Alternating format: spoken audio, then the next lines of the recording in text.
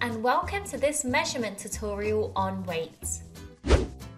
Lighter objects such as a feather, pencil or ladybird are measured in grams. Heavier objects such as a cat, elephant or house are measured in kilograms. So, how do we convert between grams to kilograms? To go from grams to kilograms, we simply divide by 1,000.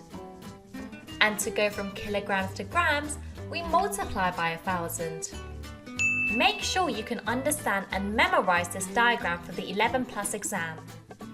Let's look at an example.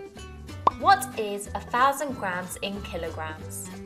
Simply, we know from grams to kilograms we divide by 1,000. Therefore, 1,000 grams divided by 1,000 makes 1 kilogram. To watch the full video and to have a go at our 11 Plus practice quizzes, go to ariatuition.com. That wraps up this tutorial. Thanks for watching. See you again soon.